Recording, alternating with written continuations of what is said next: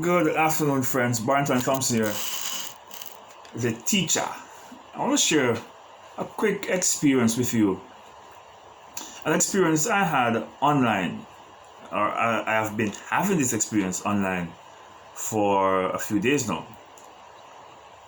I am a fourth year student, part-time student at the Sam Sharp Teachers College, a place and a space in which I am very privileged to be a part of. All right. I'm very privileged to be a part of that institution. It's an honor for me to be a part of it, for the very fact that it is named after one of my national heroes, my personal national hero, Samuel Sharp. Samuel Sharp was also a deacon in the Baptist Church, and I too is a deacon in the Baptist Church. And so I always look up to Sam Sharp as a man of integrity, a man of spirituality, a man who stand up to serve his community and serve his country. And Sam Sharp is also a wonderful institution for me to be a part of because of the rich level of knowledge that you get from that institution. I've learned so much since being on campus in 2017. 2017 to up to now, I've learned a vast amount of knowledge from that institution. And I pause to just big up all my teachers, not just faculty alone, but also the administrators, even the caretakers and security guard. What I want to share though is my experience teaching online, because we have been doing these online teaching practice, because normally you would go out to the classroom. It's a part of your experience in college to go out into the schools to do your teaching practice. All right, it gives you that first-hand knowledge, something they can't teach you in college. You get that experience out into the fields. And so in my third year, I went out for 2 weeks, and now it is my fourth year.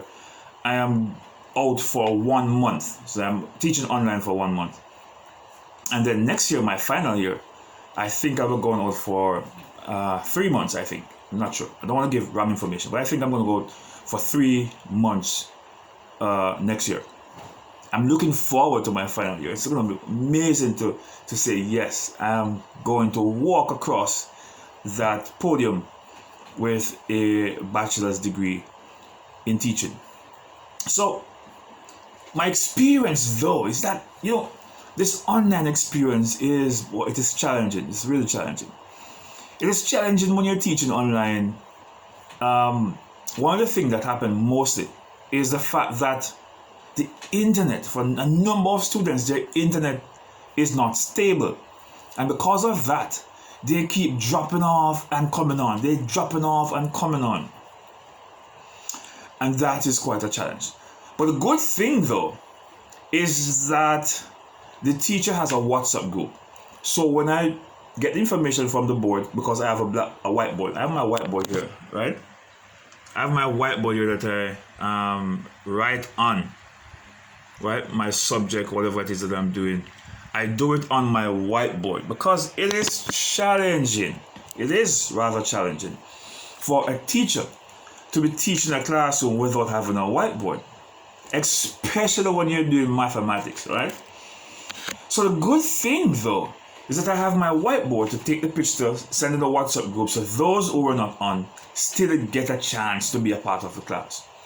Well, yes, the disadvantage of that is that they would have missed the concept being unfolded,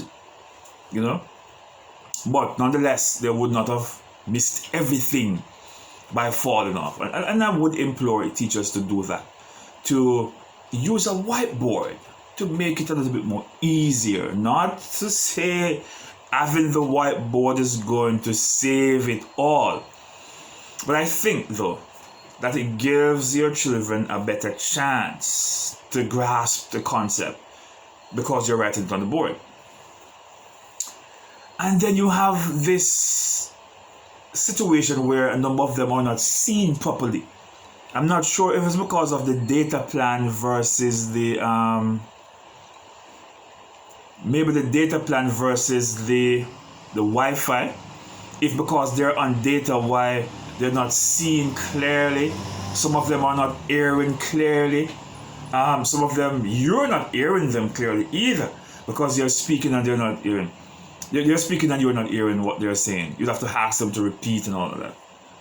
So it's quite a challenge, really. It's really a challenge to teach online. It's not the easiest of things to do.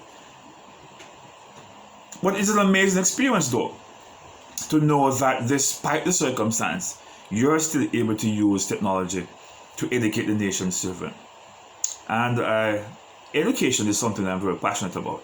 My mother, Jennifer Harris, from Mount Vernon, our number person or just Jenny. My mother, Jennifer, was a basic school teacher for 11 years. And so I've been teaching from a very, very early age. I've been teaching from I was in high school, assisting her with the process, making charts for her, making diagrams for her, sitting in for her when she's absent, go to schools, teach the children for her if she's going somewhere. I've been doing that from I was going to high school, you know. But I'm finally now getting my teaching my bachelor's in education, you know. Well, I should have gotten it a long time ago because my mother always wanted me to be in teaching. But I'm finally doing teaching, right? And this is something that I've always been involved in. But you need to have the certificate first to say, yes, you are recognized as a teacher. So I've been teaching for a long while, yes, but not officially recognized as a teacher because of the certification. All right? So, I mean, I really love to educate the nation's children. It is something I'm very passionate about. I do teaching on my veranda. I have children in the neighborhood who come over, and I use the veranda to teach, you know, to break concepts to them, to share what I know with them, and also to learn from them. Because one of the most exciting things about the education process is that not only are the children learning, but you, the teacher, you are learning a number of things as well. You're learning a number of new ideas. Sometimes a child might just say something to you, and it just, whoa, it's a brilliant idea there. I never thought about that, you know. And you should thank them, not make them feel as if they are empty vessels and you don't know, and they don't know anything. You're the only person who knows. Yes, you are the more knowledgeable. You are the MKO, the more knowledgeable other in the space, but you're also learning from them as well. But so the online teaching is very challenging, man. It's very challenging. And guess what? Oh my God, to be focusing on the screen and trying to hear what everyone is saying. And you know what too?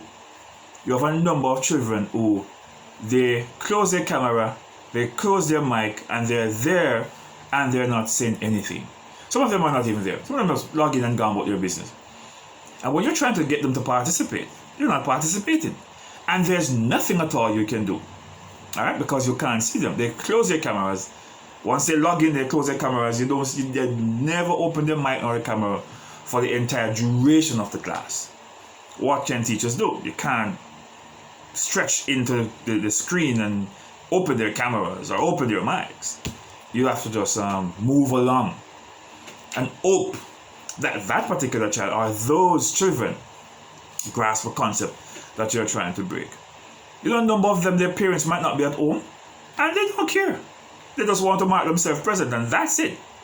No mothers there, no fathers there. They're gone about their business, maybe probably outside playing with their friends while you are there teaching.